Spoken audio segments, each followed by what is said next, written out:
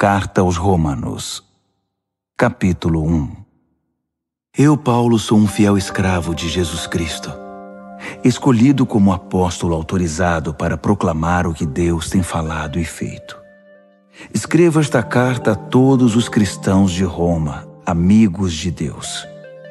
Os escritos sagrados trazem anúncios antigos dos profetas a respeito do Filho de Deus, que mostra suas raízes na história por ser descendente do rei Davi. Sua identidade única de Filho de Deus foi demonstrada pelo Espírito, quando Jesus foi ressuscitado dos mortos e comprovado como Messias, nosso Senhor. Por meio dele, recebemos a graça generosa de sua vida e a urgente tarefa de transmiti-la a outros, para que a recebam quando decidirem pela confiança obediente em Jesus. Vocês são quem são por causa dessa graça e do chamado de Jesus Cristo.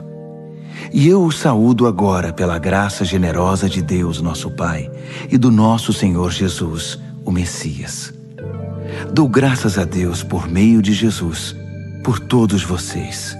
Faço isso em primeiro lugar porque em toda parte recebo notícias da vida de fé que vocês têm, e toda vez que as ouço, dou graças a Deus. E Deus, a quem dedico adoração e serviço, divulgando as boas notícias a respeito de seu Filho, a mensagem, sabe que quando penso em vocês em minhas orações, e isso acontece o tempo todo, expresso o desejo de que Ele prepare o caminho para que eu possa visitá-los. Quanto maior a demora, mais eu sofro. Quero muito estar aí para compartilhar o dom de Deus pessoalmente e vê-los crescer fortes diante dos meus olhos. Mas não pensem que farei isso sem querer nada em troca. Vocês têm tanto para me dar quanto eu a vocês. Por favor, amigos, não entendam mal minha dificuldade de visitá-los. Vocês não têm ideia de quantas vezes fiz planos de ir a Roma. Estou determinado a desfrutar pessoalmente a obra de Deus entre vocês, assim como em tantas outras cidades e comunidades não judaicas. Mas sempre alguma coisa atrapalha meus planos. De fato, todos, gente educada ou ignorante, sofisticada ou simples, mostram-me como dependo de todos e sou devedor a todos. Por isso não vejo a hora de encontrar vocês em Roma e pregar as maravilhosas notícias a respeito de Deus. São notícias que tenho orgulho de proclamar. Essa extraordinária mensagem que revela o magnífico plano de Deus de resgatar todos que confiam nele, começando pelos judeus, mas abrindo a porta para todos os outros povos. O modo de Deus tornar justo o ser humano se manifesta em atos de fé, confirmando o que as Escrituras dizem. Aquele que vive de modo justo diante de Deus, confiando nele, vive de verdade. Mas o furor divino é despertado pela falta de confiança do ser humano em Deus, pelos erros repetidos, pelas mentiras acumuladas e pela manipulação da verdade. Mas a verdade essencial sobre Deus é muito clara. Abram os olhos e poderão vê-la. Se analisarem com cuidado o que Deus criou, serão capazes de ver o que os olhos deles não enxergam. O poder eterno, por exemplo, e o mistério do ser divino. Portanto, ninguém tem desculpa. Vejam o que aconteceu. A humanidade conhecia Deus perfeitamente, mas deixou de tratá-lo como Deus, recusando-se a adorá-lo, e foi reduzida a um tão terrível estado de insensatez e confusão que a vida humana perdeu o sentido. Eles fingem saber tudo, mas são ignorantes sobre a vida. Trocaram a glória de Deus, que sustenta o mundo, por imagens baratas vendidas na feira.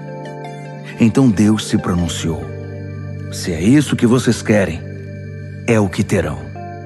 Não demorou muito para que fossem viver num chiqueiro, enlameados, sujos por dentro e por fora.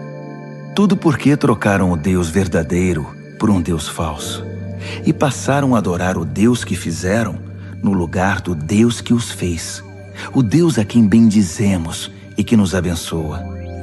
Loucura total. Então aconteceu o pior. Como se recusaram conhecer Deus, logo perderam a noção do que significa ser humano. Mulheres não sabiam mais ser mulheres.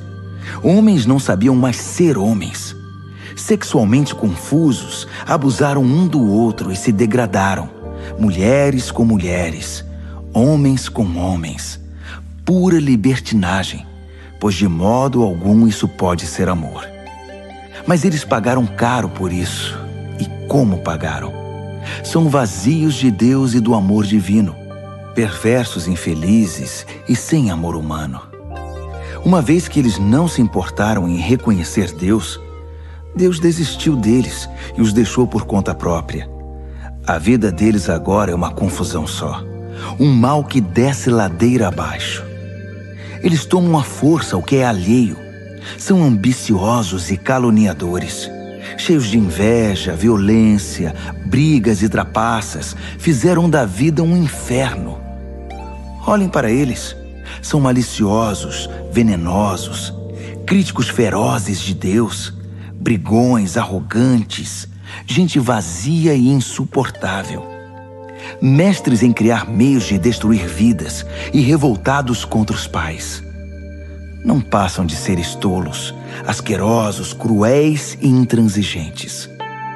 Até parece que eles não sabem o que fazem, mas têm plena consciência de que estão cuspindo no rosto de Deus. E não se importam. Pior ainda, premiam quem faz as piores coisas com eficiência. Romanos, capítulo 2. A humanidade caiu num abismo cada vez mais fundo. Mas se você pensa que está em nível mais elevado de onde pode apontar o dedo para os outros, esqueça. Cada vez que você critica alguém, está se condenando. Você é tão errado quanto quem você critica. Criticar os outros é uma forma bem conhecida de ignorar os próprios crimes e erros. Mas Deus não é enganado tão facilmente. Ele vê através da cortina de fumaça e o responsabiliza pelo que você faz. Ou você acha que conseguiria distrair a atenção de Deus dos seus erros, apontando o dedo para os erros dos outros? Ou que por ser um Deus tão bondoso, Ele o deixaria livre de obrigações? É melhor pensar direito desde o princípio. Deus é bom, mas não é bobo. Por sua bondade, Ele nos toma pela mão e nos conduz a uma mudança radical de vida. Não há como escapar. Rejeitar Deus ou fugir dele é como jogar lenha na fogueira. Um dia o fogo intenso e alto, o julgamento justo e ardente de Deus, irá queimar tudo. Não se engane, porque no fim todos terão o que merecem. Vida de verdade para quem age do lado de Deus e fogo para quem insiste em viver como bem entende, pela lei do menor esforço. Se você age contra a sua natureza, irá se destruir. Não importa a sua origem, a sua criação ou a sua formação. Mas se você aceitar o jeito de Deus fazer as coisas, a recompensa será maravilhosa. Nesse caso, também não importa a origem ou a formação. Ser judeu não é garantia automática de aprovação. Deus não se orienta pelo que os outros dizem ou pelo que você pensa de você. Ele tem seus critérios. Se você peca sem saber, Deus leva isso em consideração. Mas se você peca de modo consciente, a história é outra. O mero ato de ouvir a lei de Deus é perda de tempo se você não faz o que Ele manda.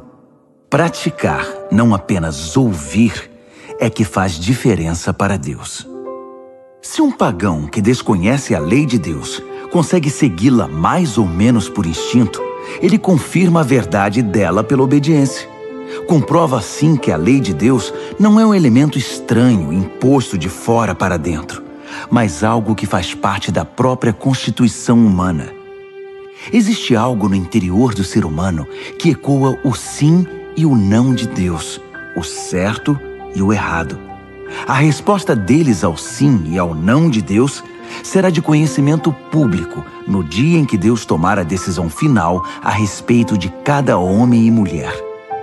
A mensagem que proclamo por meio de Jesus Cristo leva em consideração todas essas diferenças.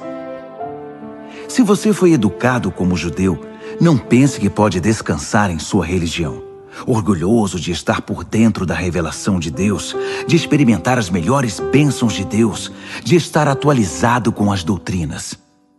Tenho um recado especial para você que está seguro disso, que conhece a palavra revelada de Deus e se sente em condições de levar a Deus outros que estão em labirintos escuros e emoções confusas.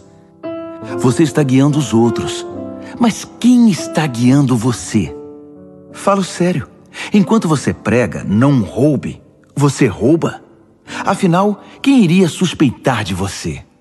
A mesma coisa vale para o adultério e para a idolatria. Você consegue se safar de qualquer situação com discursos eloquentes sobre Deus e sua lei. As Escrituras dizem, é por causa de vocês, judeus, que os pagãos são hostis a Deus. O texto denuncia um problema antigo que não irá se resolver. A circuncisão, o ritual no corpo que marca você como judeu, só terá importância se sua vida estiver de acordo com a lei de Deus. Se não estiver, é pior que não ser circuncidado. O oposto também é verdadeiro. Quem não é circuncidado e vive nos caminhos de Deus é tão bom quanto o circuncidado, e até melhor. É melhor guardar a lei de Deus sem ser circuncidado que quebrá-la sendo circuncidado. Entenda isto. Não é o corte feito por uma faca que o torna judeu. Você se torna judeu pelo que você é. A marca de Deus no coração. Não a da faca na pele é que faz de você um judeu. E a identificação vem de Deus, não de críticos legalistas. Romanos, capítulo 3.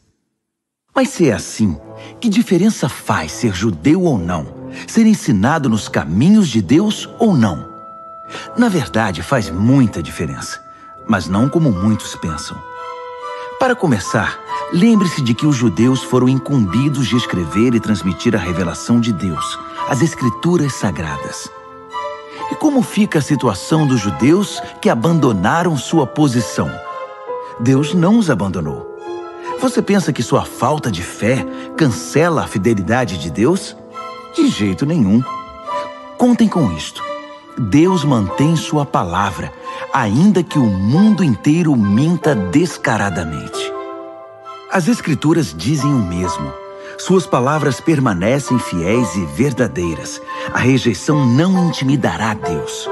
Mas se nossa maneira errada de agir apenas realça e confirma o caráter fiel de Deus, não deveríamos ser elogiados por isso?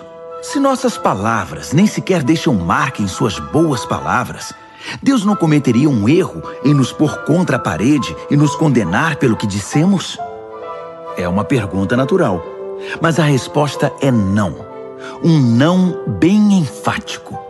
Como as coisas seriam corrigidas se Deus não agisse para corrigi-las?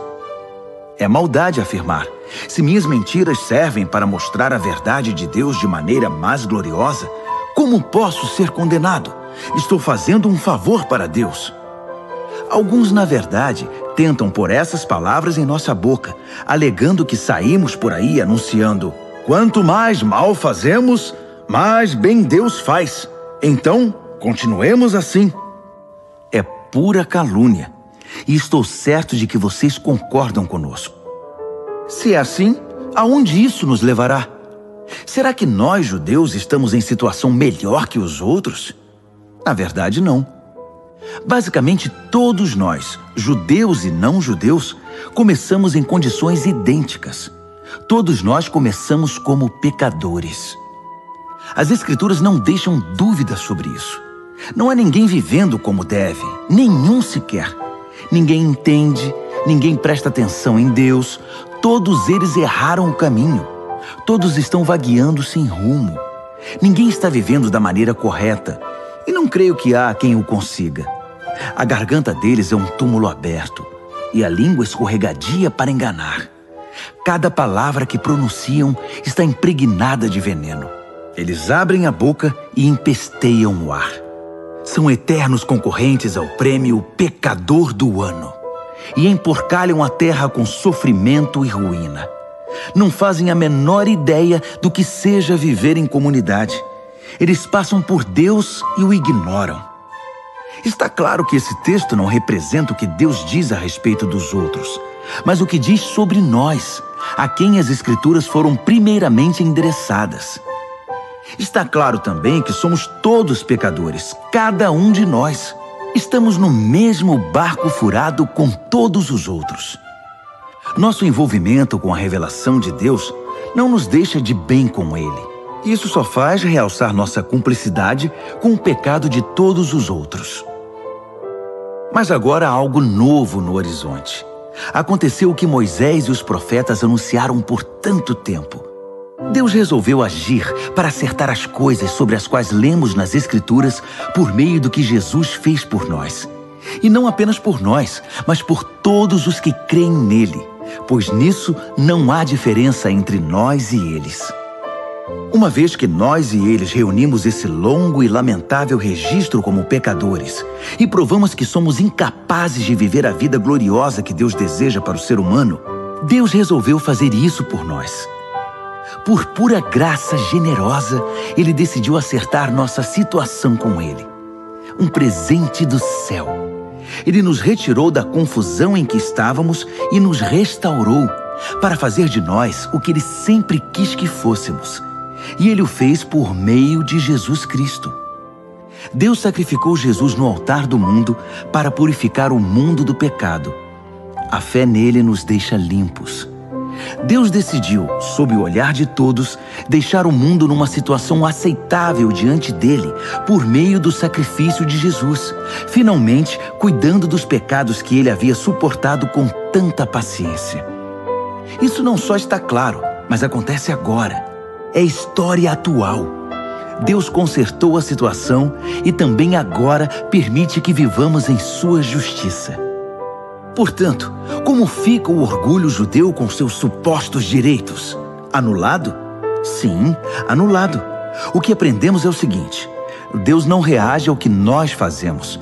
Nós é que reagimos ao que Deus faz. Finalmente conseguimos entender. Nossa vida se acerta com Deus e com os demais quando o deixamos acertar a situação, não quando tentamos fazer tudo sozinhos, com orgulho e ansiedade. E como fica a orgulhosa alegação judaica de termos o monopólio de Deus? Anulada também. Deus é o Deus do judeu e de quem não é judeu. Como poderia ser diferente se há apenas um Deus? Deus resolve a situação de todos que aceitam o que Ele fez e disso participam. Tanto os que seguem nosso sistema religioso, quanto os que nunca ouviram falar da nossa religião. Mas ao mudar nosso foco do que nós fazemos para o que Deus faz, não anulamos a rigorosa guarda das regras e leis que Deus estabeleceu? De modo algum. Quando adotamos o estilo de vida condizente com essa reconciliação, nós as confirmamos.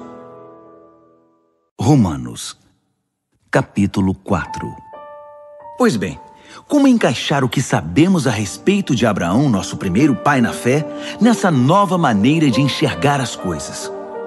Se Abraão tivesse sido aprovado por Deus pelo que fez, ele poderia ter recebido crédito.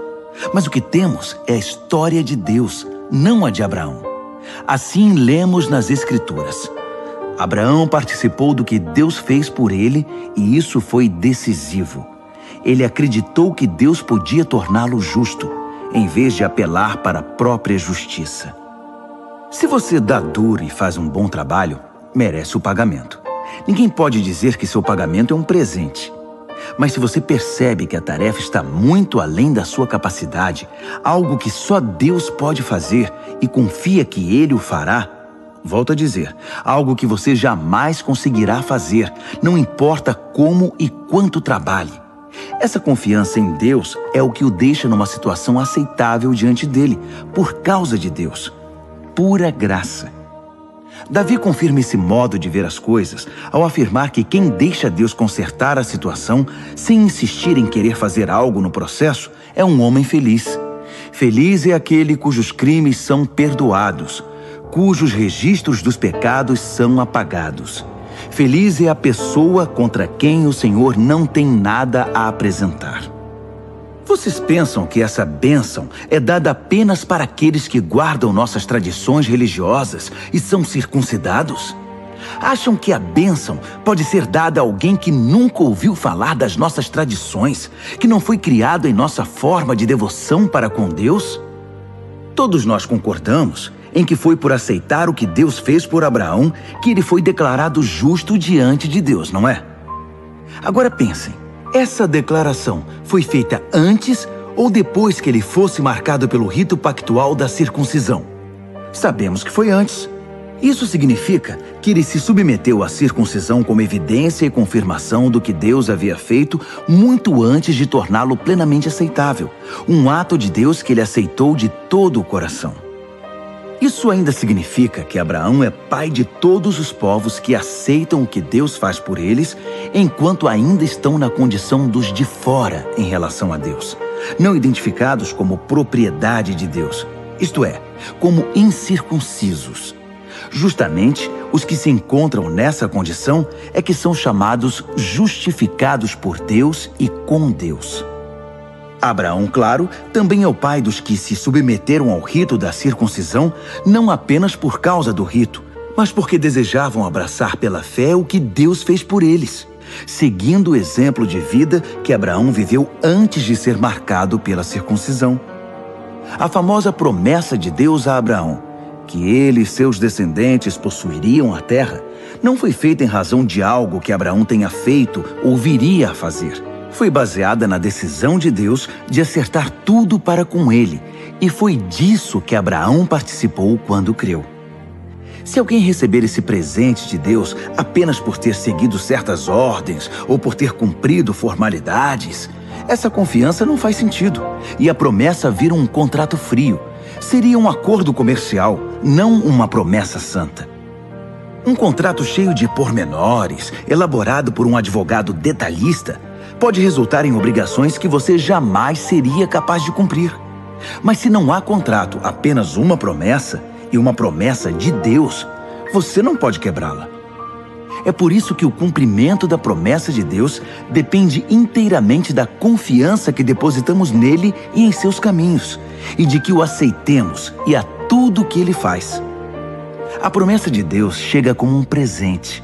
É o único modo de garantir a participação nela, tanto os que guardam as tradições religiosas, quanto os que nunca ouviram falar delas.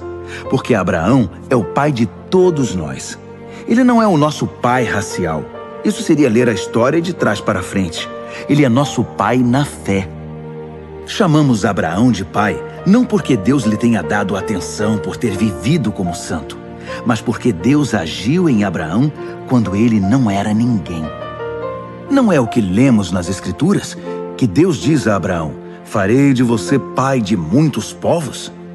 Abraão foi primeiro chamado de pai e depois se tornou pai, porque ousou acreditar que Deus faria o que somente Deus poderia fazer: levantar os mortos para a vida e com uma palavra trazer algo à existência a partir do nada. Não havia esperança, mas Abraão creu, decidido a viver não com base no que sabia que era incapaz de fazer, mas no que Deus disse que ele faria. Assim, foi feito pai de uma multidão de povos. O próprio Deus declarou: você terá uma grande família, Abraão. Abraão não ficou pensando em sua incapacidade, dizendo: sem chance, este corpo de 100 anos nunca vai gerar um filho. Ignorou décadas de infertilidade de Sara e foi persistente. Não foi reticente sobre a promessa de Deus com questionamentos. Em vez disso, mergulhou na promessa e se fortaleceu. Ficou à disposição de Deus, certo de que ele cumpriria o que tinha dito. É por isso que se diz: Abraão foi declarado justo diante de Deus ao confiar que Deus o justificaria. Mas não é só Abraão. O mesmo acontece conosco. O mesmo é dito a respeito de nós, que aceitamos e cremos naquele que trouxe Jesus à vida, quando de igual modo não havia mais esperança. O Jesus que foi sacrificado fez-nos aceitáveis diante de Deus. Tornou-nos justos perante Deus. Romanos, capítulo 5. Ao aceitar pela fé o que Deus sempre desejou para nós, consertar nossa situação com Ele, tornar-nos prontos para Ele, alcançamos tudo isso com Deus por causa do nosso Senhor Jesus. Mais ainda, abrimos-nos para Deus e descobrimos ao mesmo tempo que Ele já se abriu para nós e nos achamos no lugar que Ele queria que estivéssemos perante a graça e a glória de Deus na presença dEle, expressando o nosso louvor. Mas ainda há muito mais. Continuamos a expressar nosso louvor, mesmo que estejamos cheios de problemas, porque sabemos que os problemas podem desenvolver em nós paciência. E como a paciência, por sua vez, forja o aço temperado da virtude, mantendo-nos atentos quanto ao que Deus pretende fazer. Desse modo, passamos a ter esperança. Com essa expectativa, jamais nos sentiremos enganados. A verdade é que nem temos como reunir todas as vasilhas necessárias para encher com tudo o que Deus generosamente derrama sobre nossa vida por meio do Espírito Santo. Cristo chegou na hora certa para tornar isso realidade. Ele não esperou que todos estivessem preparados. Apresentou-se disposto ao sacrifício quando ainda éramos fracos e rebeldes demais para fazer alguma coisa por nós mesmos. Mesmo que não fôssemos tão fracos, de qualquer maneira não saberíamos o que fazer. Podemos entender quando alguém morre por uma pessoa digna e como alguém bom e nobre poderia inspirar um sacrifício abnegado. Mas Deus demonstrou quanto nos ama ao oferecer seu Filho em sacrifício por nós, quando ainda éramos tão ingratos e maus para com Ele. Agora que nossa situação com Deus está resolvida por meio dessa morte sacrificial, o perfeito sacrifício de sangue, não há mais razão para estar em oposição a Deus sobre qualquer assunto.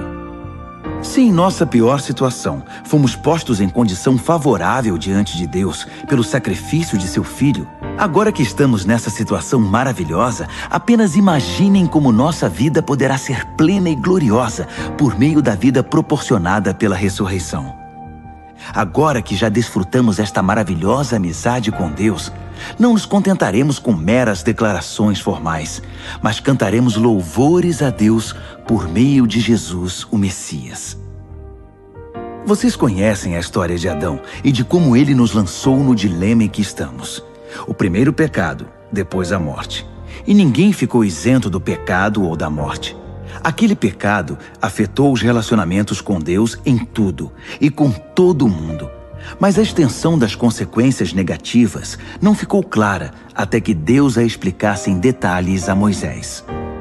Até os que não pecaram como Adão, que desobedeceu a um mandamento específico de Deus, tiveram de experimentar o fim da vida, a separação de Deus. Mas Adão, que nos pôs nessa situação, também aponta para aquele que nos livrará dela. Todavia, o resgate não é proporcional ao pecado que traz morte. Se o pecado de um homem deixa multidões de pessoas no profundo abismo da separação de Deus, imaginem a eficácia do dom de Deus derramado por meio de um homem, Jesus Cristo. Não há comparação entre o pecado que traz morte e esse generoso dom gerador de vida. A sentença pronunciada sobre aquele pecado foi a morte. Mas sobre os muitos pecados que se seguiram, veio a sentença de vida. Se a morte obteve supremacia pelo erro de um homem, imagine o que pode fazer a extraordinária recuperação de vida que agarramos com ambas as mãos. Esse dom de vida extravagante, essa restauração total, providenciados pelo homem Jesus Cristo. Aqui está um resumo de tudo. Assim como uma única pessoa errou e nos deixou todo esse problemão com o pecado e a morte, também uma única pessoa fez o que era certo e nos livrou de tudo isso. Mais que apenas nos livrar do problema, ele nos trouxe para a vida. Um homem disse não a Deus e afundou muita gente no erro. Outro homem disse sim a Deus e consertou tudo o que estava errado. Tudo que a lei contra o pecado conseguiu fazer foi produzir mais gente que desrespeitasse a lei. Mas o pecado não teve nem tem chance de competir contra o perdão poderoso que chamamos graça. Na disputa entre o pecado e a graça vence com facilidade. Tudo que o pecado pode fazer é nos ameaçar com a morte. Já a graça, uma vez que Deus está consertando as coisas por meio do Messias, nos convida à vida. Uma vida que continua para sempre, que jamais terá fim. Romanos, capítulo 6. O que vamos fazer então? Continuar pecando para que Deus continue perdoando? É claro que não. Se já deixamos o país onde o pecado é soberano, como poderemos ainda viver na velha casa que tínhamos lá? Ou vocês não perceberam que abandonamos aquilo tudo para sempre? É o que acontece no batismo. Ao entrar na água, deixamos para trás o velho país do pecado. Quando saímos da água, entramos num novo país, o da graça, uma nova vida numa nova terra. É isso que o batismo nessa vida em Jesus significa. Quando somos mergulhados na água, é como o sepultamento de Jesus. Quando somos levantados da água, é como a ressurreição de Jesus. Erguemo-nos para um mundo cheio da luz do nosso Pai. E assim, podemos ver por onde estamos indo, no novo país da graça soberana. Mais claro que isso, impossível. Nosso velho modo de viver foi pregado na cruz com Cristo, um fim decisivo para aquela vida miserável de pecado. Não estamos mais à mercê do convite do pecado. Cremos que se estamos incluídos na morte de Cristo, que venceu o pecado, estamos incluídos também em sua ressurreição, que nos traz vida. Sabemos que quando Jesus foi levantado dos mortos, isso foi um sinal de que a morte não seria mais o destino final. Nunca mais ela terá a última palavra. Quando Jesus morreu, ele levou o pecado consigo. Agora vivo, ele traz Deus a nós. De agora em diante devemos pensar assim. O pecado fala uma língua morta que nada significa para nós. Deus fala nossa língua materna e entendemos cada palavra. Vocês estão mortos para o pecado e vivos para Deus. Foi o que Jesus fez. Isso significa que vocês devem conduzir a vida de um modo que não deem oportunidade ao pecado. Não deem a ele nenhuma chance. Evitem até as mínimas coisas que estejam ligadas com o antigo modo de viver. Abracem de todo o coração e em tempo integral o modo de Deus agir. Lembrem-se de que vocês foram ressuscitados. O pecado não pode mais ditar as regras da vida de vocês. Afinal, vocês não estão mais vivendo sob a velha tirania. Estão vivendo na liberdade de Deus. Agora, se estamos livres da velha tirania, podemos viver como quisermos? Uma vez que estamos livres na liberdade de Deus, podemos fazer o que nos vier à cabeça? De jeito nenhum. Vocês sabem por experiência própria que certos atos baseados numa suposta liberdade acabam destruindo a liberdade. Ofereçam-se ao pecado, por exemplo, e será o último ato livre de vocês. Mas ofereçam-se aos caminhos de Deus e jamais perderão a verdadeira liberdade. Durante a vida inteira, vocês deixaram o pecado ditar as regras. Mas graças a Deus, vocês começaram a ouvir um novo Senhor, cujas ordens os deixam livres para viver na liberdade dele. Falo da liberdade para facilitar a compreensão. Vocês com certeza se lembram do tempo em que faziam o que queriam, sem se importar com os outros nem com Deus, e a vida só piorava enquanto a liberdade diminuía. Quanta diferença agora! Vocês vivem na liberdade de Deus, com a vida restaurada, crescendo em santidade. Durante todo o tempo em que vocês faziam o que queriam, ignorando Deus, nem se preocupavam em pensar ou viver de modo correto, nem cogitavam fazer pelo menos alguma coisa certa.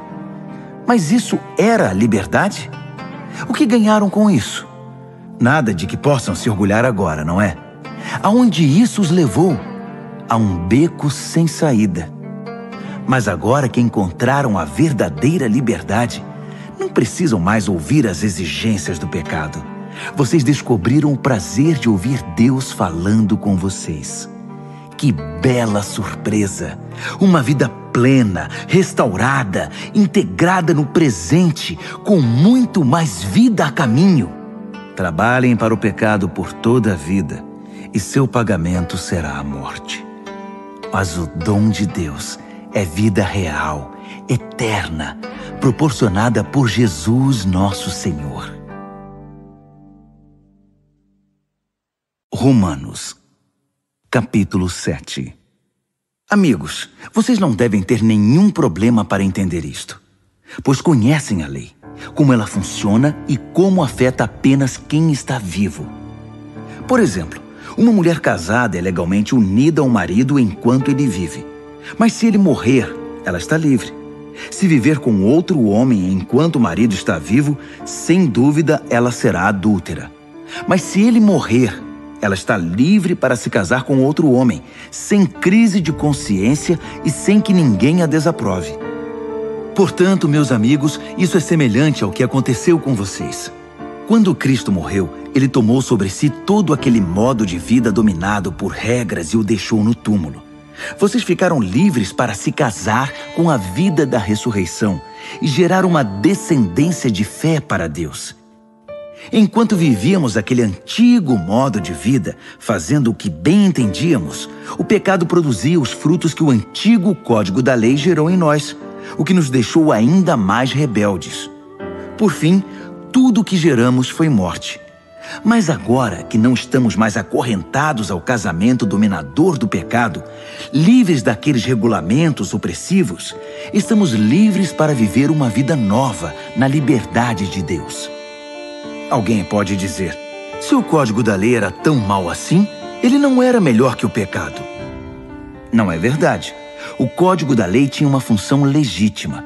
Sem suas orientações claras sobre certo e errado, nada saberíamos sobre o comportamento moral. Sem um mandamento sucinto, não cobiçarás, eu teria considerado a cobiça uma virtude e arruinado minha vida. Vocês não se lembram de como eram as coisas? Eu me lembro perfeitamente. O código da lei começou muito bem, mas acontece que o pecado encontrou uma maneira de perverter o mandamento, transformando-o em tentação, fazendo dele um fruto proibido. O código da lei, em vez de ser usado para me guiar, serviu para me seduzir. Sem a complexidade do código da lei, o pecado parecia sem atrativos e sem vida, e eu seguia meu caminho sem dar muita atenção a ele. Mas depois que o pecado pôs as mãos no código da lei e se tornou chamativo, fui enganado e caí. O mesmo mandamento que deveria me guiar à vida foi maliciosamente usado para me enganar, levando-me a um desvio. Desse modo, o pecado estava vivo, eu morto. Mas o código da lei em si é bom. É sabedoria da parte de Deus, e cada mandamento é saudável e santo. Prosseguindo, já posso ouvir a próxima pergunta de vocês. Quer dizer que não posso confiar no que é bom, isto é, na lei? O bem é tão perigoso quanto o mal? É claro que não. O pecado apenas fez aquilo que o tornou famoso. Usar o bem como cobertura para me induzir a fazer o que no final iria me destruir. Ao ocultar o bom mandamento de Deus, o pecado provocou consequências negativas que jamais conseguiria causar por si só. Posso antecipar a resposta também. Sei que todos os mandamentos de Deus são espirituais, mas eu não sou. Essa não é também a sua experiência? Sim, estou cheio de mim mesmo. Afinal, passei longo tempo na prisão do pecado. O que não entendo a meu respeito é que decido uma coisa e faço outra, sendo levado a fazer o que absolutamente desprezo. Então, se não consigo decidir o que é melhor para mim mesmo e fazê-lo, é óbvio que o mandamento de Deus é necessário. Entretanto, preciso de algo mais. Pois se conheço a lei e mesmo assim não posso guardá-la, e se o poder do pecado dentro de mim insiste em sabotar minhas melhores intenções, obviamente preciso de ajuda. Entendo que não posso cumpri-la. Posso desejar, mas não posso fazer. Decido fazer o bem, mas de fato não o faço. Decido não fazer o mal, mas acabo fazendo de um modo ou de outro. Minhas decisões não resultam em ações. Algo está muito errado no meu interior e sempre tira o melhor de mim. Isso acontece tanto que já é previsível. No momento em que decido fazer o bem, o pecado está lá para me derrubar. É pura verdade que eu me alegro nos mandamentos de Deus. Mas é óbvio que nem tudo em mim é festa. Partes de mim se rebelam em segredo. E quando menos espero, elas assumem o controle. Já tentei de tudo, mas nada resolve. Já não aguento mais. Não há ninguém que possa me ajudar? Não é essa a verdadeira pergunta? A resposta, graças a Deus, é que Jesus Cristo pode e me ajuda. Ele agiu para consertar as coisas nesta vida de contradições com a qual quero servir a Deus de todo o coração e mente, mas sou puxado pela influência do pecado e acabo fazendo algo que não desejo.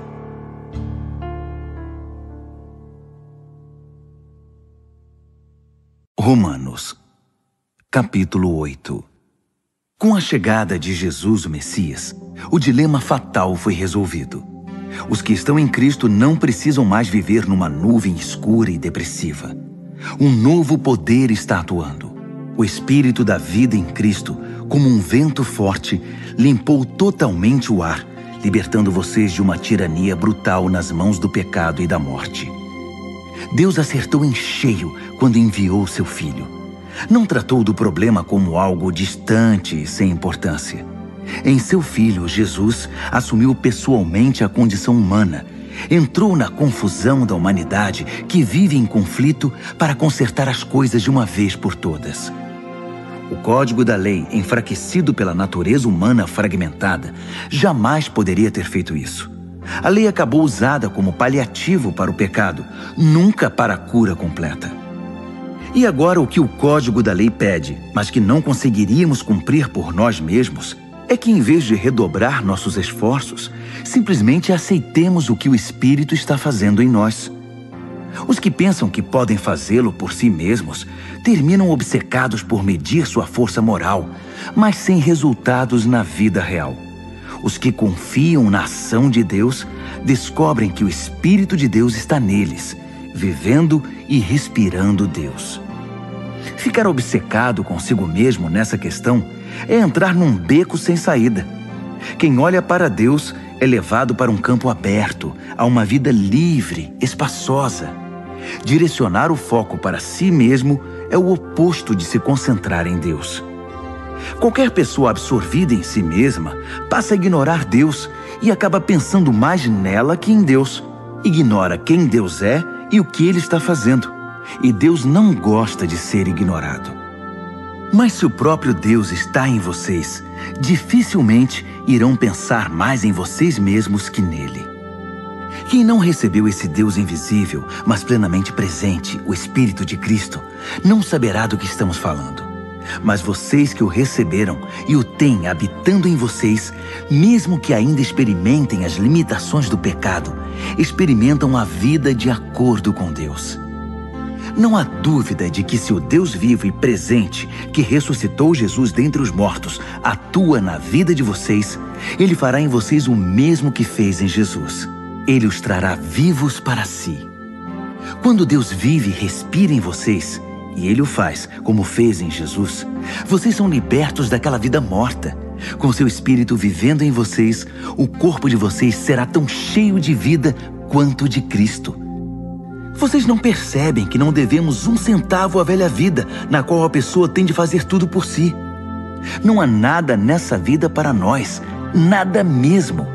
O melhor a fazer é dar a ela um enterro definitivo e se engajar na nova vida. O Espírito de Deus nos chama. Há muito o que fazer e lugares para conhecer. A vida da ressurreição que vocês receberam de Deus não é vazia. Nela há uma constante expectativa de aventura que sempre pergunta para Deus: e agora, Pai, o que vamos fazer? Como as crianças fazem. O Espírito de Deus entra em contato com o nosso espírito e confirma a nossa identidade. Sabemos quem Ele é e sabemos quem somos, Pai e filhos. Sabemos também que vamos receber o que está por vir, uma herança inacreditável. Iremos passar pelo que Cristo passou. Se enfrentamos momentos difíceis com Ele, então é certo que com Ele passaremos momentos inesquecíveis. Não penso que seja possível fazer uma só comparação entre os tempos difíceis de hoje e os bons tempos que virão. O mundo criado quase não se contém esperando pelo que vem a seguir. Tudo na criação sofre restrições. Deus a controla até que todas as criaturas estejam prontas e possam ser libertadas para os tempos gloriosos que virão. Enquanto isso, a alegria aumenta com a expectativa. Tudo ao nosso redor observa uma criação grávida. Os tempos difíceis de dor neste mundo são apenas dores de parto. Mas isso não é apenas ao nosso redor, é também dentro de nós. O Espírito de Deus está nos impulsionando por dentro. Nós também sentimos as dores de parto. Nosso corpo estéril e sem vida deseja a libertação plena. É por isso que esperar não nos diminui, assim como a espera não diminui a gestante. Na verdade, é uma espera que nos faz sentir grandiosos. Naturalmente não vemos o que nos causa isso, mas quanto mais esperamos, mais nos sentimos assim, e mais alegre se torna a nossa expectativa. Se em algum momento nos cansamos de esperar, o Espírito de Deus está ao nosso lado, nos dando aquela força.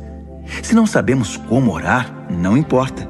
Ele ora em nós e por nós, utilizando nossos suspiros sem palavras, nossos gemidos de dor. Ele nos conhece melhor que nós mesmos, conhece nossa condição de gravidez e nos mantém na presença de Deus. Assim, podemos ter certeza de que cada detalhe em nossa vida de amor a Deus é transformado em algo muito bom. Deus sempre soube o que estava fazendo. Ele decidiu desde o princípio moldar a vida daqueles que o amam pelos mesmos padrões da vida do Filho, pois o Filho é o primeiro da fila, na humanidade que ele restaurou. Nele, vemos a vida humana em sua forma original. Depois de decidir como seus filhos deveriam ser, Deus continuou convidando as pessoas, chamando-as pelo nome. Em seguida, ele as firmou numa sólida base, nele mesmo. Após ter feito tudo isso, ele permanece com essas pessoas até o fim, concluindo gloriosamente o que havia iniciado. Então, o que acham? Deus está ao nosso lado, assumiu nossa condição e se expôs ao pior quando enviou o próprio Filho. Haveria alguma coisa que ele não faria por nós de modo espontâneo e feliz? Quem ousaria implicar com os escolhidos de Deus, arrumando briga com ele? Quem ousaria ao menos apontar um dedo? Aquele que morreu por nós e por nós foi ressuscitado para a vida, está na presença de Deus nesse exato momento, intercedendo por nós. Acham que alguém será capaz de levantar uma barreira entre nós e o amor de Cristo por nós? Não há como. Nem problemas, nem tempos difíceis, nem ódio, nem fome, nem desamparo, nem ameaças de poderosos, nem punhaladas nas costas, nem mesmo os piores pecados listados nas Escrituras. Eles nos matam a sangue frio, porque odeiam a ti. Somos vítimas fáceis, eles nos pegam um a um. Nada disso nos intimida, porque Jesus nos ama. Estou convencido de que nada, vivo ou morto, angelical ou demoníaco, atual ou futuro, alto ou baixo, pensável ou impensável, absolutamente nada pode se intrometer entre nós e o amor de Deus, quando vemos o modo com que Jesus, nosso Senhor, nos acolheu. Romanos, capítulo 9. Ao mesmo tempo, vocês precisam saber que todo o tempo carrego comigo uma imensa tristeza, uma dor profunda dentro de mim, e nunca me livro dela. Não estou exagerando. Cristo e o Espírito Santo são minhas testemunhas. São os israelitas.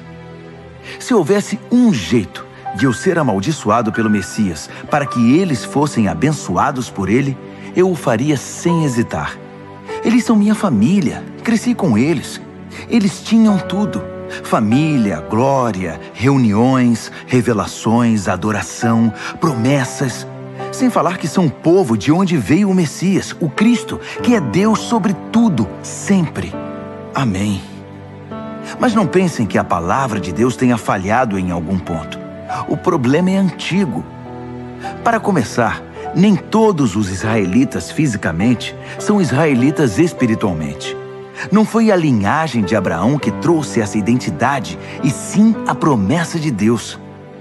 Lembram-se do que foi dito: sua família será considerada por Isaque?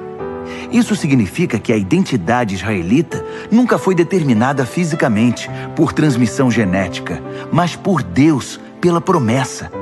Lembram-se da promessa?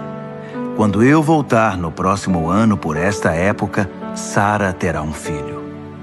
E não foi a única vez. Também foi feita uma promessa para Rebeca, muito além da genética. Quando ficou grávida do nosso antepassado Isaque e esperava os gêmeos ainda inocentes, incapazes de fazer bem ou mal, ela recebeu uma confirmação especial da parte de Deus.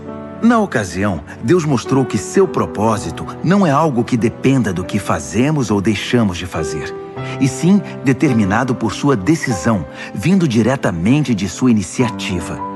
Deus disse a Rebeca: o primeiro a nascer dos gêmeos ocupará o segundo lugar. Mais tarde, a situação deu origem à dura frase: eu amei Jacó, mas rejeitei Esaú. Será que com isso podemos dizer que Deus é injusto? Vamos devagar. Deus disse a Moisés: misericórdia é comigo mesmo, compaixão é comigo mesmo. A compaixão não nasce em nosso coração compadecido, nem em nosso esforço moral, mas na misericórdia divina. Foi o mesmo caso do faraó. Eu o escolhi para ser mero coadjuvante no drama da minha poderosa salvação. Tudo o que estamos dizendo é que Deus tem a primeira palavra, iniciando a ação, na qual fazemos nossa parte para o bem ou para o mal. Então você pergunta: como pode Deus nos culpar por qualquer coisa se Ele está no controle de tudo? Se as grandes decisões já foram tomadas, que temos nós com isso? Calma. Quem você pensa que é para argumentar com Deus? Por algum instante você achou que algum de nós sabe o bastante para questioná-lo? O vaso não se dirige aos dedos que o moldaram dizendo: por que você me deu essa forma? Não é óbvio que o oleiro tem todo o direito de transformar um pedaço de argila num vaso de flores e outro numa panela de cozinhar feijão? Se Deus precisa de um pote especial para a sua ira e outro para a sua bondade gloriosa, não estará Ele certo? O mesmo Ele fez com os judeus, mas também acontece com outros povos. Oséias deixa isso claro: eu chamarei os sem nome e os nomearei. Chamarei os desprezados e os farei amados. No lugar em que gritaram: você não é ninguém, eles chamam vocês de filhos do Deus vivo. Isaías mantém a ênfase. Se cada grão de areia da praia fosse numerado e a soma chamada escolhidos de Deus, eles seriam ainda números, não nomes. A salvação vem por escolha pessoal. Deus não nos conta, chama pelo nome. Meros números não são seu objetivo. Isaías enxergou esta realidade. Se nosso poderoso Deus não nos tivesse dado um legado de filhos vivos, acabaríamos como cidades fantasma, como Sodoma e Gomorra. Como resumir tudo isso? Todos os que não pareciam interessados no que Deus estava fazendo, na verdade, abraçaram o que Deus fazia quando Ele endireitou a vida deles. E Israel, que parecia tão interessado em ler e falar sobre o que Deus estava fazendo, distanciou-se de Deus. Como puderam se distanciar? Porque em vez de confiar em Deus, eles assumiram o controle. Estavam envolvidos no que eles mesmos faziam, tão envolvidos nos seus projetos de Deus que não perceberam Deus à sua frente, como uma pedra no meio da estrada. Então tropeçaram nele e continuaram caindo. E Isaías de novo junta tudo isso numa metáfora. Cuidado, pus uma pedra enorme no caminho para o Monte Sião, uma pedra que você não pode contornar. Mas eu sou a pedra. Se você me procura, me encontrará a caminho, não obstruindo o caminho. Romanos, capítulo 10. Acreditem em mim, amigos. Para Israel desejo o melhor. Salvação, nada menos que isso. É o que desejo de todo o coração e em todo tempo oro a Deus por isso.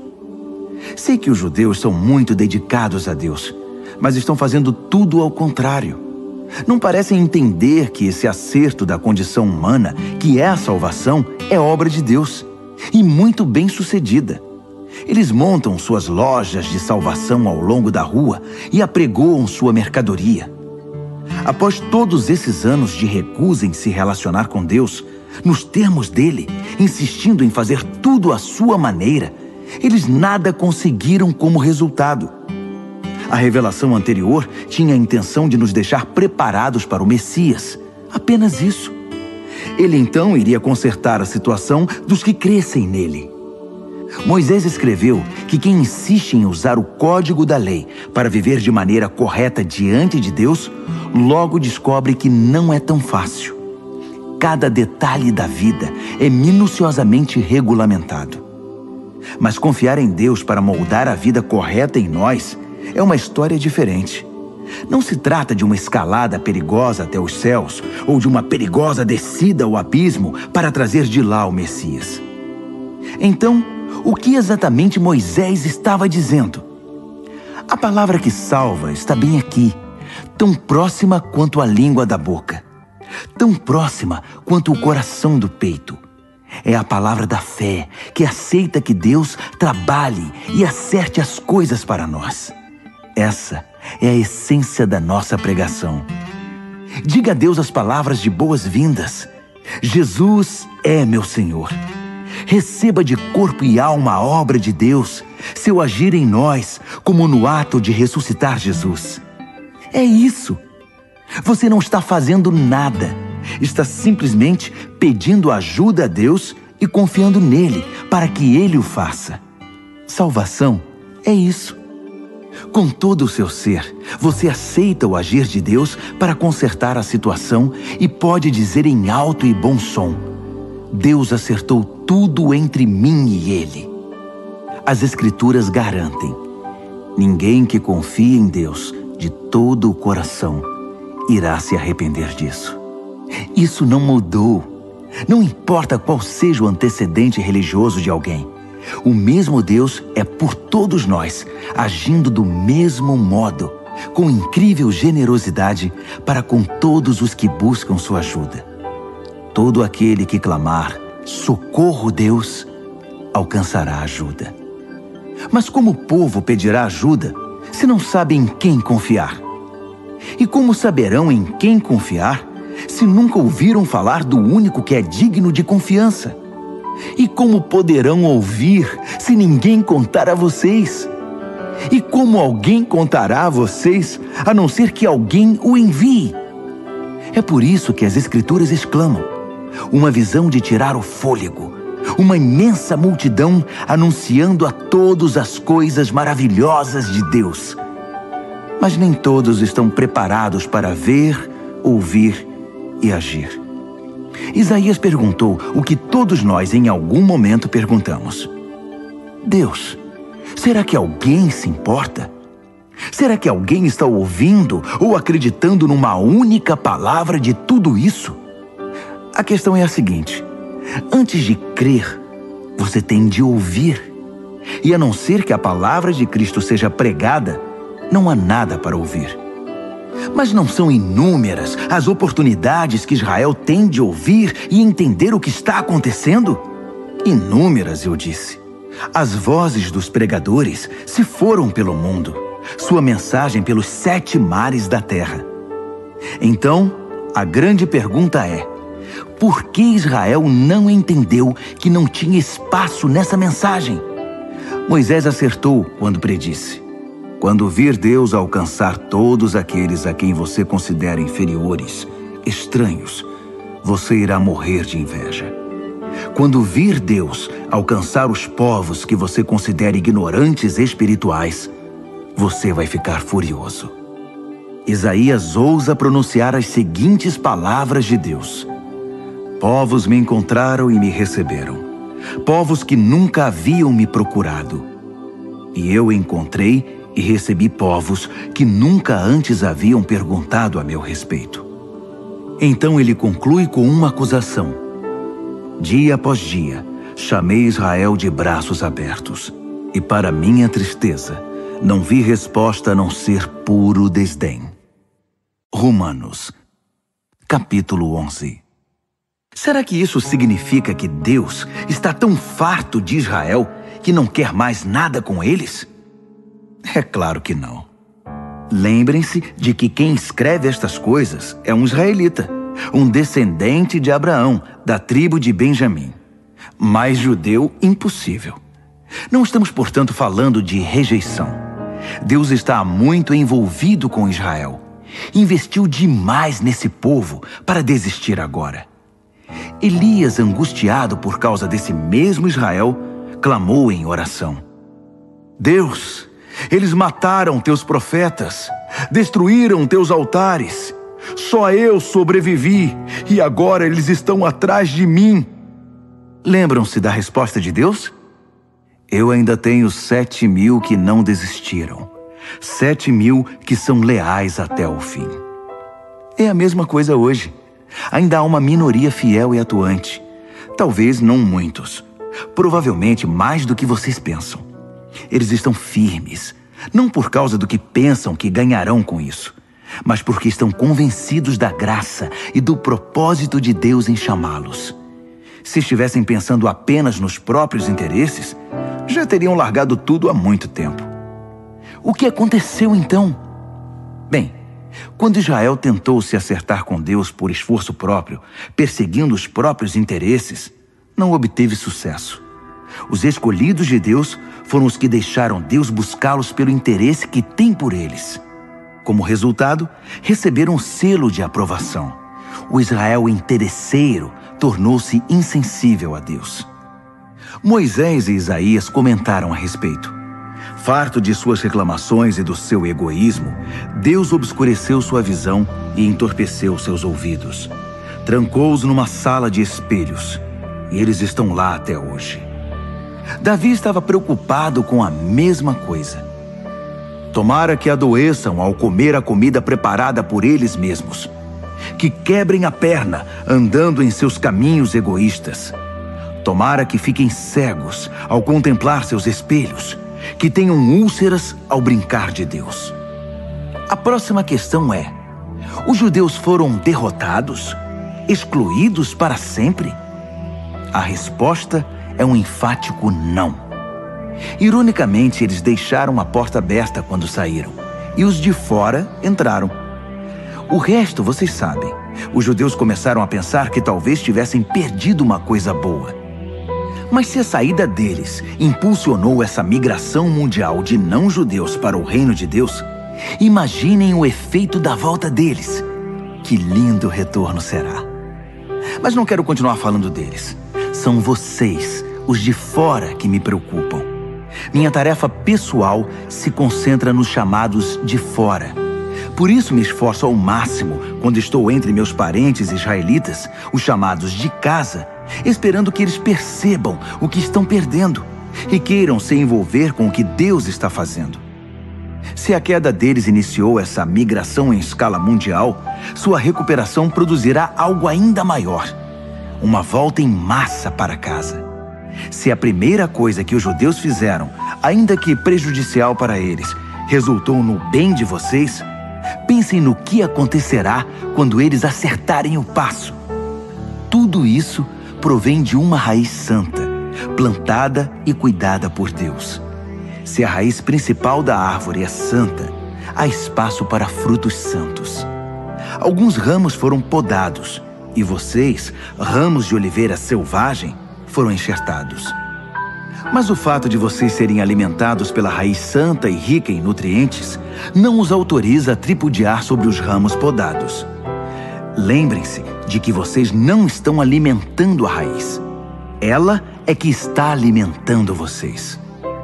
Assim é possível dizer: outros ramos foram podados para que eu pudesse ser enxertado. Muito bem, mas eles foram podados porque eram dispensáveis. não mais ligados pela fé e pelo compromisso com a raiz. A única razão pela qual vocês estão na árvore é porque o enxerto de vocês pegou quando creram e porque vocês estão ligados à raiz que nutre a fé. Por isso, não fiquem vaidosos. Sejam humildes e prontos em relação à raiz que os mantém verdes e vivos. Agora, se Deus não pensou 2 vezes para podar os ramos naturais, por que hesitaria em cortar vocês? Ele o faria sem vacilar. Fiquem atentos ao amor bondoso e à terrível severidade que coexistem em Deus. Misericórdia zero para os ramos mortos. Bondade total para os enxertados. Mas não considerem só a bondade. No momento em que virar ramo morto, vocês serão cortados. E não se sintam superiores aos ramos podados que caíram ao chão. Se eles saírem do estado de morte, poderão muito bem ser enxertados outra vez. Deus pode fazer isso.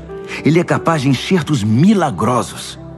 Porque se ele pôde enxertar vocês, ramos cortados de uma árvore qualquer, numa das árvores do pomar, ele não terá dificuldade de enxertar de volta na árvore de origem ramos que cresceram nela.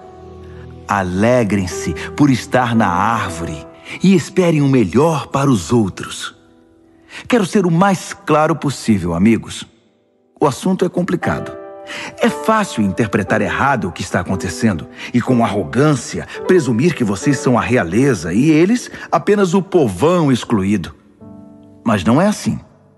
Essa dureza da parte de Israel em relação a Deus é temporária e tem o efeito de permitir o acesso de todos os que estão de fora, de modo que, por fim, a casa se encha. Antes do fim de tudo, haverá um Israel aperfeiçoado. Está escrito: um campeão virá das montanhas de Sião. Ele purificará a casa de Jacó.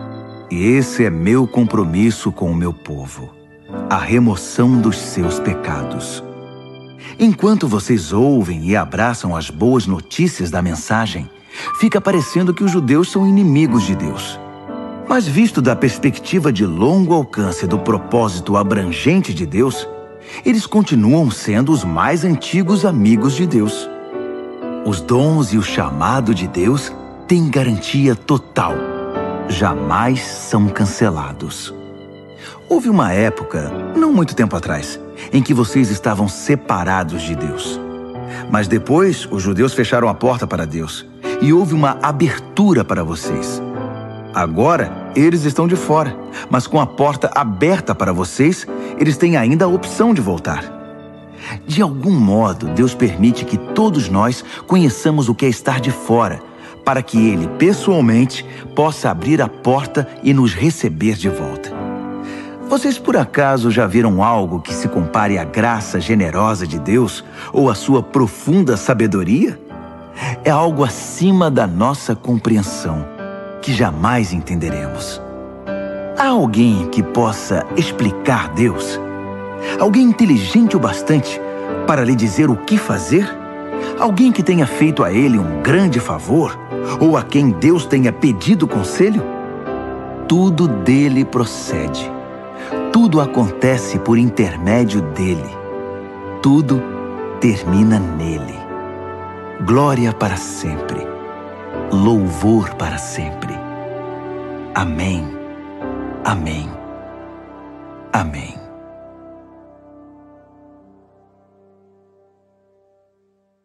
Romanos, capítulo 12. Portanto, com a ajuda de Deus, quero que vocês façam o seguinte: entreguem a vida cotidiana, dormir, comer, trabalhar, passear, a Deus, como se fosse uma oferta. Receber o que Deus fez por vocês é o melhor que podem fazer por Ele. Não se ajustem demais à sua cultura, a ponto de não poderem pensar mais. Em vez disso, concentrem a atenção em Deus. Vocês serão mudados de dentro para fora. Descubram o que Ele quer de vocês e tratem de atendê-lo. Diferentemente da cultura dominante, que sempre os arrasta para baixo ao nível da imaturidade, Deus extrai o melhor de vocês e desenvolve em vocês uma verdadeira maturidade. Ao escrever para vocês, sinto profunda gratidão por tudo que Deus me deu, especialmente pela responsabilidade que tenho por vocês.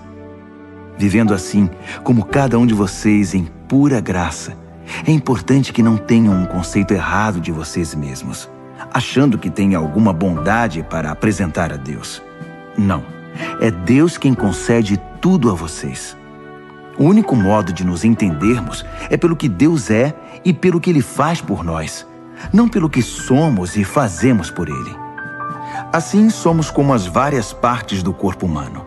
Cada parte tem seu significado no corpo, visto como um todo, mas não o contrário. O corpo de que estamos falando é o corpo formado pelas pessoas escolhidas por Cristo. Cada um de nós encontra significado e função como parte desse corpo. Não podemos ser como um dedo decepado que não tem valor. Então, desde que estejamos ligados às outras partes constituídas de maneira genial e funcionando maravilhosamente no corpo de Cristo, sejamos o que fomos feitos para ser, sem inveja ou sentimento de superioridade sobre os outros, sem tentar ser algo que não somos. Se você prega, limite-se a pregar a mensagem de Deus. Se você ajuda, apenas ajude. Não tente assumir o comando. Se você ensina, apegue-se ao ensino. Se você tem a capacidade de encorajar, tome cuidado para não se tornar autoritário. Se você recebeu alguma posição de responsabilidade, não manipule. Se você foi chamado para ajudar gente em angústia, fique de olhos abertos e seja rápido em responder. Se você trabalha com os desamparados, não se permita ficar irritado ou deprimido por causa deles. Mantenha o sorriso. Amem de verdade, não de maneira fingida. Evitem o mal ao máximo. Apeguem-se ao bem como puderem. Sejam bons amigos que amam profundamente. Não procurem estar em evidência. Não se deixem esgotar. Mantenham-se animados e dispostos. Sejam servos vigilantes do Senhor, com uma expectativa alegre. Não desistam em tempos difíceis, mas orem com fervor. Ajudem os cristãos necessitados e pratiquem a hospitalidade. Abençoem os inimigos. Não haja maldição em suas palavras. Riam quando seus amigos estiverem alegres. Chorem com eles quando estiverem tristes. Ajudem-se uns aos outros. Não sejam arrogantes. Façam amigos entre as pessoas mais simples. Não se julguem importantes. Não revidem. Descubram a beleza que há em todos. Se você a descobriu em você, faça o mesmo com todos. Não insistam na vingança. Ela não pertence a vocês. Eu vou julgar. Eu vou cuidar disso, diz Deus. As Escrituras recomendam que, se você vir seu inimigo com fome, ofereça-lhe um bom almoço. Se estiver com sede, dê-lhe de beber. Sua bondade irá surpreendê-lo. Não permita que o mal vença em sua vida, mas vença o mal com a prática do bem. Romanos, capítulo 13. Sejam bons cidadãos. Todos os governos estão abaixo de Deus. Se há paz e ordem, é ordem de Deus. Então vivam de modo responsável como cidadãos. Se forem irresponsáveis para com o Estado, estarão sendo irresponsáveis para com Deus, e Deus pedirá contas disso. As autoridades constituídas só serão uma ameaça se desobedecerem. Os cidadãos decentes não têm o que temer. Querem estar em boa situação com o governo? Sejam cidadãos responsáveis, e o governo trabalhará a seu favor. Mas se vocês desobedecem às leis o tempo todo, cuidado. Os guardas não estão aí apenas para serem admirados por seus uniformes. Deus também tem interesse em manter a ordem e os usa para isso. Portanto, vivam com responsabilidade, não apenas para evitar a punição, mas por ser a maneira certa de viver. É por isso também que vocês pagam impostos, para que a ordem seja mantida. Cumpram suas obrigações como um cidadão. Paguem seus impostos, paguem suas contas, respeitem seus superiores. Não façam dívidas, a não ser a imensa dívida de amor que vocês têm uns para com os outros. Quando vocês amam uns aos outros, estão cumprindo a lei, o código da lei. Não durma com uma pessoa casada, não tire a vida de ninguém, não pegue o que não é seu, não fique o tempo todo desejando o que você não tem. E todos os outros nãos que você pensar se resume nisto. Ame o próximo como a você mesmo. Você não faz nada errado quando ama o próximo. Adicione tudo ao código da lei e a soma total sempre dará amor.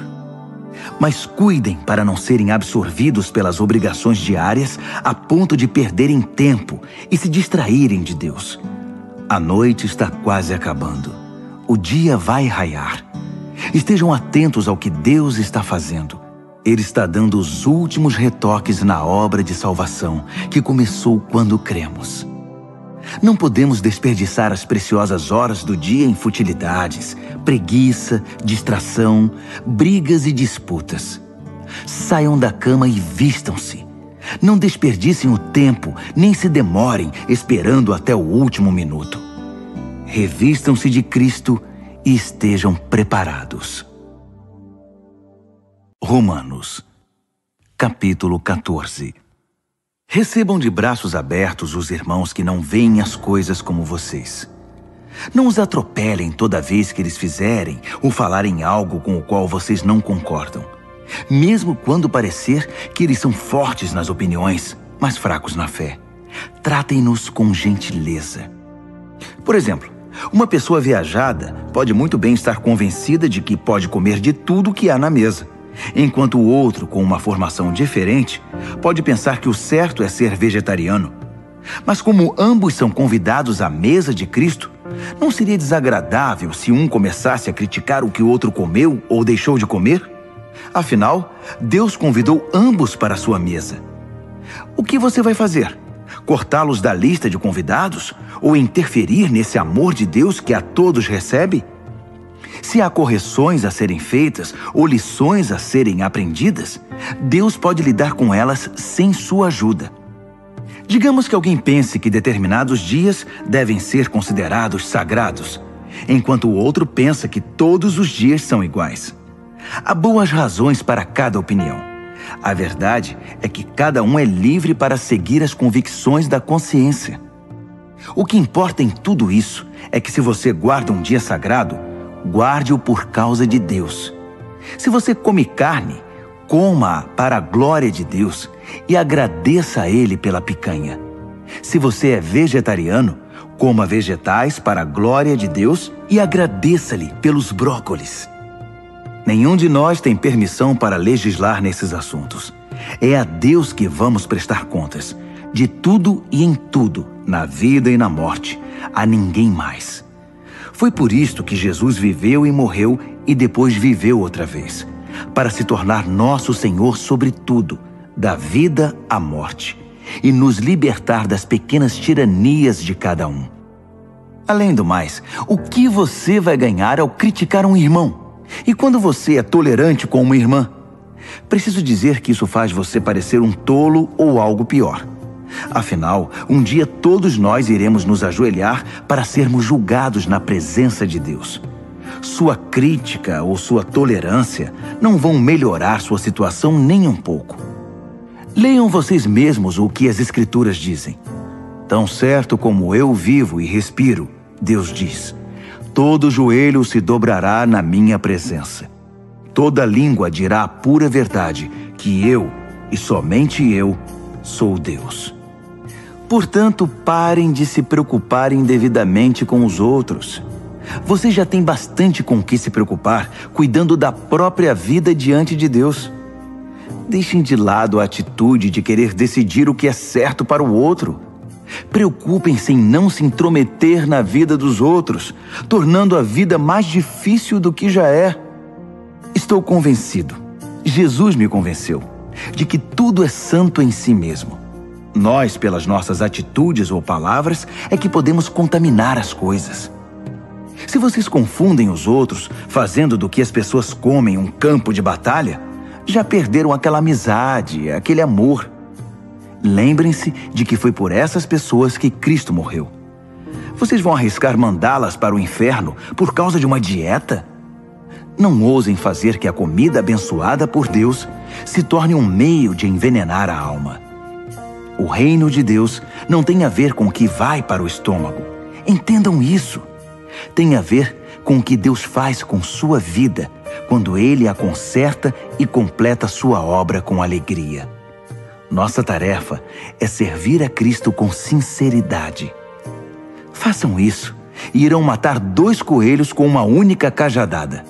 Agradar a Deus mais que a vocês e mostrar seu valor para todo mundo. Assim, estaremos empregando nosso esforço na boa convivência fraterna. Ajudem-se mutuamente com palavras de ânimo. Não ponham seu irmão lá embaixo, apontando os defeitos dele. Não permitam que uma discussão a respeito do que é ou não é servido num jantar destrua a obra de Deus entre vocês. Já disse e repito, toda comida é boa, mas pode se tornar má se vocês a usarem mal, fazendo que os outros tropecem e caiam. Quando vocês se sentarem para comer, a preocupação principal não deve ser alimentar-se, mas compartilhar a vida de Jesus. Portanto, sejam sensíveis e educados com os outros que estão à mesa. Não comam, façam ou falem nada que interfira na livre troca de amor cristão. Cultivem o relacionamento com Deus, mas não o imponham aos outros. Vocês serão felizes se seu comportamento e sua fé forem coerentes. Mas se não estão seguros, se percebem que estão agindo de modo incoerente com o que creem, às vezes tentando impor sua opinião ou apenas agradar, vocês estão errados. Se seu modo de viver não condiz com o que vocês creem, então está errado. Romanos, capítulo 15. Aqueles de nós que forem mais fortes e capazes na fé têm o dever de ajudar os que são vacilantes. Não devem fazer apenas o que for conveniente. Se temos força é para servir, não para ganhar prestígio. Cada um de nós precisa se preocupar com o bem-estar alheio, sempre perguntando: como posso ajudar? Foi o que Jesus fez. Ele não facilitou as coisas para si mesmo, evitando os problemas alheios, mas sempre estava disposto a ajudar. Assuma os problemas dos problemáticos. Assim as Escrituras apresentam a questão. Ainda que isso tenha sido registrado nas Escrituras há muito tempo, estejam certos de que foi escrito para nós. Deus quer que o seu chamado firme e permanente, combinado com o conselho caloroso e pessoal das Escrituras, venham a nos caracterizar, mantendo-nos alerta para o que Ele vier a fazer. Que o nosso Deus fiel, imutável, pessoal e caloroso desenvolva a maturidade em vocês, de modo que possam estar um ao lado do outro, assim como Jesus se põe ao lado de cada um de nós. Então seremos um coral. Não apenas nossa voz, mas nossa vida cantará um hino maravilhoso, em perfeita harmonia ao Deus e Pai do nosso Senhor Jesus Cristo. Portanto, estendam a mão e acolham uns aos outros para a glória de Deus. Jesus fez. Agora é a vez de vocês.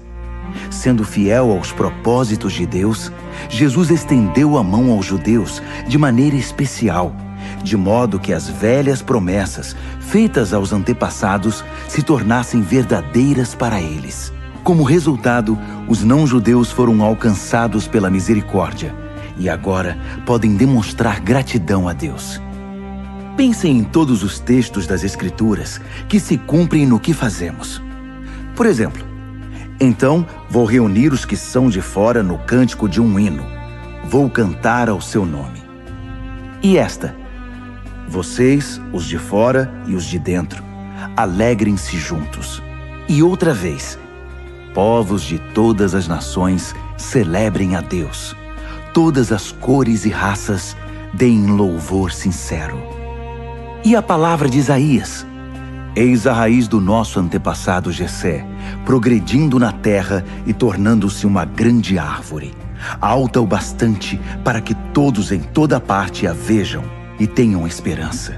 Que o Deus da esperança viva encha vocês de alegria e paz, para que a vida de vocês se encha da energia vivificante do Espírito Santo e transborde de esperança. Pessoalmente, estou bastante satisfeito com o que vocês são e com o que estão fazendo. Parecem bem orientados e bastante motivados, capazes de guiar e orientar uns aos outros. Então, queridos amigos, não tomem minha linguagem ousada e dura como crítica.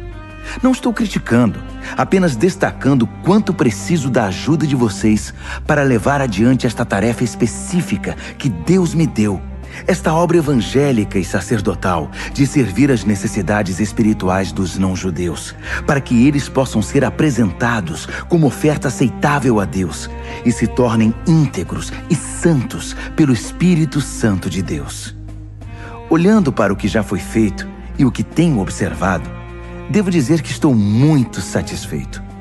No contexto de Jesus, eu diria até orgulhoso, mas apenas nesse contexto. Não tenho interesse em dar a vocês um relato pormenorizado das minhas aventuras. Apenas as palavras e os atos de Cristo no presente, poderosos e transformadores para mim, que desencadearam uma resposta de fé entre os de fora. Nesses caminhos, tenho pregado a mensagem de Jesus, desde Jerusalém até o noroeste da Grécia. Tenho tido o cuidado de levar a mensagem apenas aos lugares nos quais Jesus ainda não é conhecido e adorado, seguindo o que está escrito: aqueles a quem nunca se falou a respeito dele, estes irão vê-lo. Os que nunca ouviram falar dele, estes receberão a mensagem. É por isso que estou demorando tanto para visitar vocês. Mas agora que não há mais trabalho pioneiro a ser feito nessas regiões, e como há muitos anos desejo ir vê-los, estou finalmente planejando minha visita. Vou para a Espanha, e então espero passar por aí e desfrutar a companhia de vocês até que, em tempo oportuno, me enviem com a bênção de Deus. Mas primeiro vou a Jerusalém entregar a oferta de auxílio aos seguidores de Jesus que vivem ali. Os gregos, em todo o caminho dos macedônios no norte até os da Acaia no sul, decidiram fazer uma coleta para os cristãos pobres de Jerusalém. Fizeram isso com prazer, mas também era obrigação deles. Percebendo que usufruíam os dons espirituais que generosamente vinham da comunidade de Jerusalém, era o dever deles aliviar aquela pobreza. Tão logo eu entregue pessoalmente a cesta de frutos, parto para a Espanha, fazendo uma parada em Roma para ver vocês. Minha esperança é que essa minha visita se torne uma grande bênção de Cristo. Queridos amigos, tenho um pedido. Orem por mim. Orem fervorosamente comigo e por mim. A Deus o Pai, pelo poder do nosso Senhor Jesus e pelo amor do Espírito, para que eu seja liberto da cova dos leões dos descrentes na Judéia. Orem também para que minha oferta de auxílio aos cristãos de Jerusalém seja aceita no mesmo espírito em que foi recolhida. Assim, querendo Deus, irei até vocês com um coração leve e ansioso pelo consolo da companhia de vocês. O Deus da paz seja com todos vocês. Amém. Romanos, capítulo 16. Recebam bem nossa amiga Febe, que está a serviço do Senhor com a hospitalidade pela qual nós cristãos somos conhecidos. De todo o coração eu a recomendo, bem como sua obra. Ela é uma representante central da igreja de Cencreia. Ajudem-na em tudo o que ela pedir. Febe merece tudo o que fizerem por ela, pois já ajudou muita gente, até mesmo a mim. Saúdem Priscila e Áquila, que têm trabalhado lado a lado comigo servindo Jesus. Eles arriscaram a vida por minha causa, e não sou o único que é agradecido a eles. Todos os grupos de cristãos não-judeus também devem muito a esse casal, para não falar da igreja que se reúne na casa deles. Saúdem meu querido amigo Epêneto. Ele foi o primeiro seguidor de Jesus na província da Ásia. Saudações a Maria, Como ela tem trabalhado por vocês. Saudações aos meus primos Andrônico e Júnias. Houve uma vez que compartilhamos uma cela de prisão. Eles já seguiam Cristo antes de eu me converter. Ambos são líderes destacados. Saudações a Amplíato, meu bom amigo na família de Deus. Saudações ao Urbano, nosso companheiro na obra de Cristo, e ao meu bom amigo Estaques. Saudações a Apeles, um verdadeiro e aprovado veterano no caminho de Cristo. Saudações à família de Aristóbulo. Saudações ao meu primo Herodião. Saudações a Trifena e Trifosa, mulheres prontas em servir o Senhor. Saudações a Pérside, amiga querida que tanto tem trabalhado em Cristo. Saudações a Rufo, um escolhido do Senhor, e a sua mãe. Ela tem sido também uma querida mãe para mim.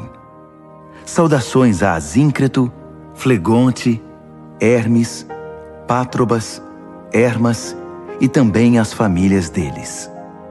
Saudações a Filólogo, Júlia, Nereu e sua irmã, e Olimpas, e a todos os seguidores de Jesus que vivem com eles. Abraços santos para todos. Todas as igrejas de Cristo enviam suas saudações mais calorosas. Amigos, um conselho final. Estejam atentos com relação aos que extraem algo do ensinamento que vocês aprenderam e depois o usam para criar confusão. Evitem essas pessoas. Elas não têm intenção de viver para o Senhor. Estão aqui pelo que podem obter e falam de modo piedoso para enganar os ingênuos. E como nunca houve dúvida acerca da honestidade de vocês quanto a essas questões, eu não poderia estar mais orgulhoso de vocês. Quero também que sejam prudentes, afeiçoados ao bem e distantes do mal. Não se deixem enganar pelas conversas suaves e ao mesmo tempo malignas. Fiquem atentos. Antes que percebam, o Deus da paz irá derrubar e pisotear Satanás no chão. Desfrutem o melhor de Jesus. Por fim, lá vão outras saudações. Timóteo, meu companheiro na obra, Lúcio e meus primos Jasão e Sosípatro enviam saudações. Eu, Tércio, que escrevi esta carta ditada por Paulo, envio minhas saudações pessoais. Gaio, que é meu hospedeiro e de toda a igreja, manda lembranças a vocês. Erasto, o tesoureiro da cidade e nosso bom amigo Quarto, enviam saudações. Todo o nosso louvor é dedicado ao único que é poderoso o bastante para torná-los fortes, exatamente como na pregação a respeito de Jesus Cristo, como revelado no mistério que se manteve por tanto tempo, mas que agora se tornou um livro aberto por meio das escrituras proféticas. Todas as nações do mundo podem agora conhecer a verdade e ser conduzidas à fé obediente, cumprindo as ordens de Deus, que fez tudo, do início até a última letra. Todo o nosso louvor é dirigido, por meio de Jesus, a esse Deus incomparavelmente sábio. Amém.